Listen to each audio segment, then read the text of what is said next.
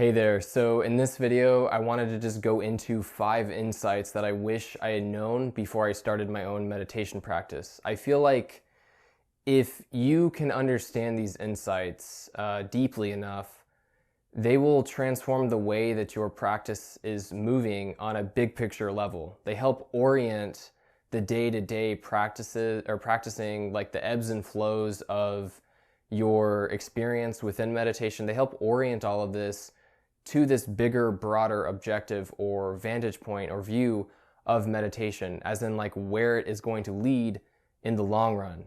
So I'm hoping by sharing these insights that it helps empower you, motivate you, and keep you focused as you are going through the inevitable ebbs and flows and potentially pitfalls and challenges that we all face as meditators, as people that are pursuing this practice at an intensity and rigor that most people are not concerned with. At least I assume that's how you're practicing if you're watching my videos. And also, I just want to throw it out there. If you feel like you need more help with meditation and you feel like a YouTube comment isn't the best way to ask me, I am doing coaching calls. That's something that I've been wanting to do for a while now. I've been interested in, but I haven't felt quite qualified enough to give advice. But I'm more than happy to set up a call with you if you feel like you want my advice. Free of charge. I'll do it donation based right now while my channel is small. So if you would like to have a dialogue and just dig deep into your own practice and just spiritual topics that are giving you challenges right now, hit me up, man. Hit me up while I can do this, because I know my channel is pretty small at the moment. So I am more than happy to serve.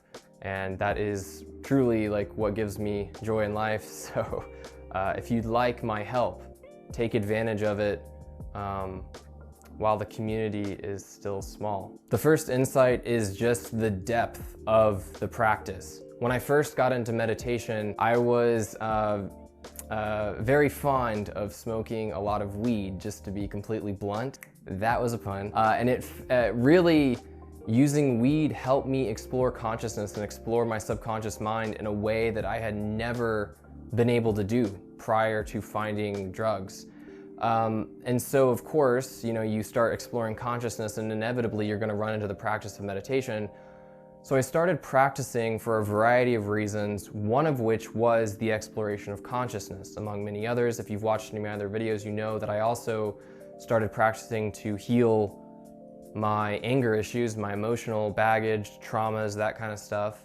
But another motivating factor was trying to explore consciousness and trying to understand what I was going through when I was smoking weed and having these really beautiful, blissful experiences while high. However, what I've realized now as I've continued to deepen my practice is that the depth that you can go during meditation far exceeds that which you can get from a drug. Now, I have to be careful when I say this, because I've also, as you guys probably know from my last video, I've also explored psychedelics.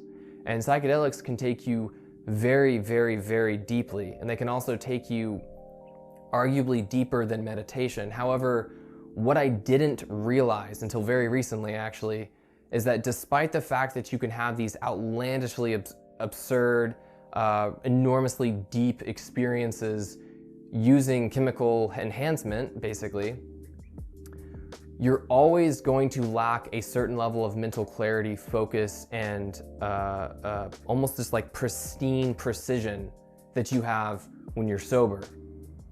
And I completely underestimated the degree to which I can explore my own mind and experience in reality while just being dead sober without any chemical enhancement at all. And I think this is something that if you get into practice because of psychedelics or because of maybe a lesser extreme drug like marijuana, you don't really appreciate it until you have gotten some serious practice under your belt.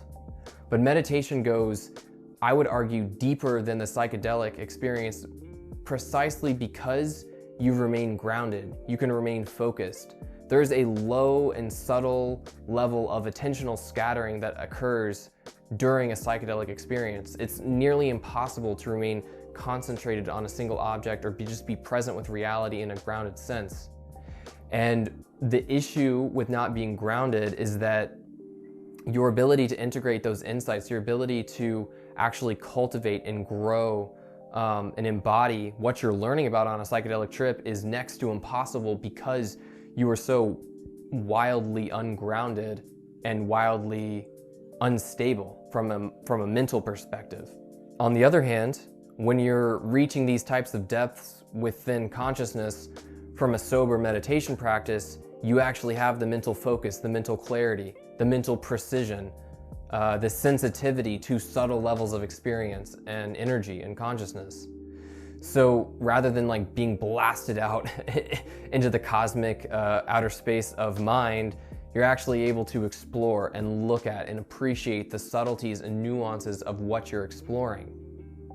I mean, seriously, like for 5 days straight on my most recent meditation retreat, I felt like I was tripping balls, except I had this beautiful subtlety to my attention, to my focus, that you just can't replicate with a psychedelic because they're so energetically overwhelming.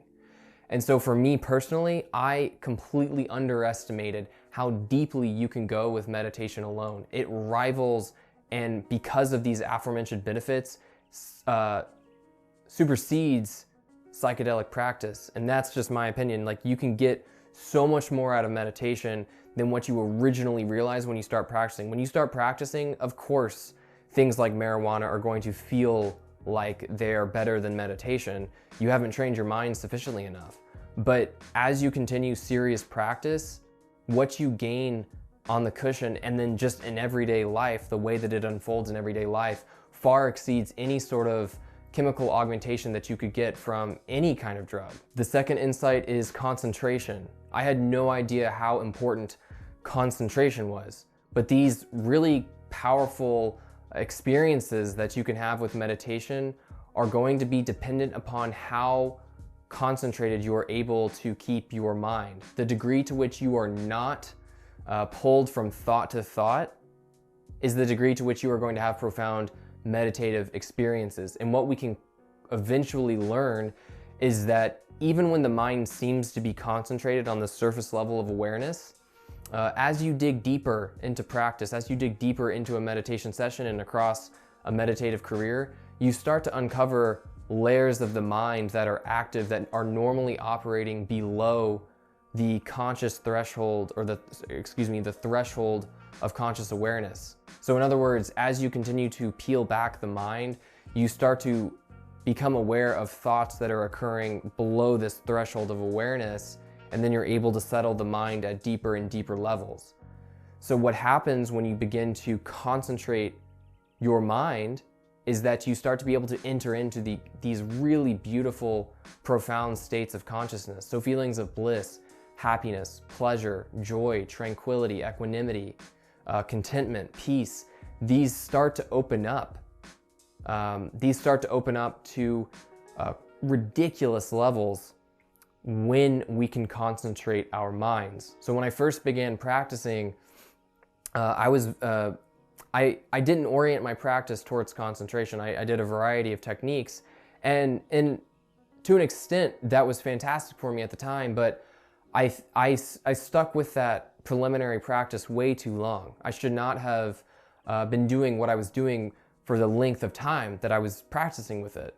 And I really think that if I had learned how to concentrate my mind, just simple mindful breathing, a mindful breathing technique, I would have gained a lot more progress much more quickly. However, I want to caveat all of that, and this leads into the third insight, which is experimentation. So even though I actually genuinely think concentration is how a new meditator should be orienting their practice, they should be learning how to actually settle and unify and harmonize and sensitize the mind through concentration, I also think it's important to experiment with a variety of different meditation techniques, because this does a couple of things. One, it keeps meditation interesting. One of the biggest challenges that you'll face as a meditator, and that we've all, I'm sure, faced, is how boring it can get on the mat. So having a variety of practices in your tool belt helps just keep the experience fresh and alive. The other big advantage that this gives us is that all of us are different. All of us are going to respond to different practices differently. So what works for me may not work for you. And so as you're experimenting, what you're able to do is you're starting to be able to tap into, well, what gives my mind the most relief? What settles my mind the most effectively? What allows me to gain the most insight into myself? And I genuinely believe, just by virtue of the fact that all minds are unique, I genuinely believe in the fact that everyone's going to respond differently to different techniques. So it's important to be experimentative, to be playful with your practice, to keep it lively, to keep it fresh, so that you can continuously respond to what your mind is responding to and be sensitive enough to respond to them as they open up. And the other big advantage of experimentation is that different practices are training slightly different skills with the mind. And this starts to get really, really subtle. I would say on one level, it doesn't necessarily matter what technique you're using. It's all kind of doing the same thing. But on another subtle level of reality or a subtle level of mind, you genuinely are doing something different when you're doing something like a Vipassana meditation practice that's focused on mindfulness versus a metta meditation practice that's focused on compassion versus something like self-inquiry where you're constantly contemplating the question, who am I? All of these practices are oriented slightly differently towards experience and towards self and towards other and towards reality. So knowing the subtlety of these differences is an important part to practice. That all being said, the fourth insight that I wish I knew was to be gentle with myself. So one of the issues with meditation practice, or really not really an issue, but a massive challenge to meditation practice is that it can be very painful because it starts to snowball this spiritual awakening process, especially if you are very rigorous with your meditation. If you do the 1 hour of meditation per day, which is what I have recommended and continually recommend, if you're doing a serious intensive practice like 1 hour a day, you are going to be running into shadow elements of the mind. You are going to be purifying the mind at deeper and deeper and deeper levels. I did not realize how much mental purification was required of me when I first began, how much trauma that I had just accumulated by just living in culture, just mainstream culture. To be honest, mainstream culture is really unsupportive of our mental health and of our mental well-being. Mainstream culture does not teach us how to chase our passion or how to psychologically take care of ourselves. And so therefore, we accumulate a lot of baggage and trauma from this culture, but we also accumulate a lot of baggage and trauma from our parents, the way that our parents bring us up. And so when we start to meditate, we start to run into a lot of just residual micro traumas that we weren't even aware that we had. Not to mention the fact that most of us in some way, shape, or form have macro traumas that we're dealing with as well, which we will also have to feel the grief, feel the anxiety, feel the anger, feel the depression affiliated with those traumas. So when I first began practice, I kind of just assumed that meditation was supposed to make you feel good. You're supposed to feel better. And so it was quite a shock to me when I started having to go through this purification process. This is incredibly important to make sure you understand what you're getting yourself into. And I think the best way to approach this reality of practice is to just be gentle with yourself, be compassionate for yourself, and realize that, like, if you have to take a break some days, that's perfectly okay. Be willing to be gentle and kind to yourself as though you are a child. This is really important in the long run because, again, even if you don't get an hour in one day or whatever, or like maybe you only meditate for like a minute or something, or maybe you don't even meditate at all. Maybe you just completely skip practice one day. It's important to remember that we're trying to do this across an entire lifetime, and that this is literally the marathon of all marathons. If it is a practice that we are going to be doing until the day that we die, it is the marathon of all marathons. And like a marathon, you have to be calm, you have to be patient, you have to be willing to endure everything in the long run. And so therefore, be gentle with yourself. Don't get too caught up in the day-to-day ebbs and flows of practice. And the last insight is that meditation is a practice of self-love. Self-love is the type of self-love that I'm talking about is a type of self-love that is unconditional, a type of self-love that is at peace, that is happy, that is equanimous, tranquil, calm, truly at peace and happy with life and with self. So self-love in this sense is a catch-all phrase to include the embodiment of peace, love, and happiness. When you are practicing meditation, you are literally embodying the very essence of who and what you are. You're sitting in your own being and you're learning and training how to actually be at peace with this being. You start to learn how to be happy without any conditions having to be met. You learn that you are capable of giving yourself happiness and love and peace regardless of external circumstance. Now, of course, this requires incredibly advanced and profound levels of consciousness, but in the long run, that is what you are doing. You are learning how to sit and be with yourself without having to do anything at all. Learning how to be at peace without requiring yourself to go out and manipulate reality, without having to worry about your survival needs, without having to worry about your social relationships, without having to worry about feeding yourself titillating food or stimulating yourself with hits of dopamine through social media and technology. You're not having to worry about work or anything like that. You are learning how to be extremely present and just at one with yourself. That is love, man.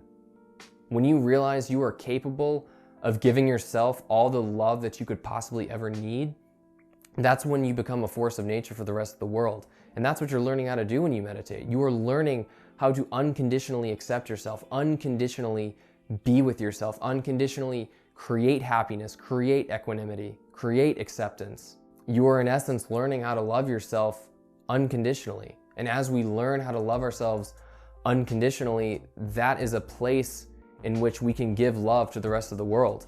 I hope this helps. I hope that this helps orient practice, helps orient the big picture of practice for you, and that it helps motivate you to stay just on your grind, man. Just stay and keep practicing day after day after day. I promise that you will encounter some very, very, very powerful experiences along the way. And then also you will understand yourself at a very deep level. If you have any questions though, please comment in the comment section below, or like I said, shoot me an email and let's set up a time to talk, or just go back and forth via email. I hope you enjoyed the video, and until next time.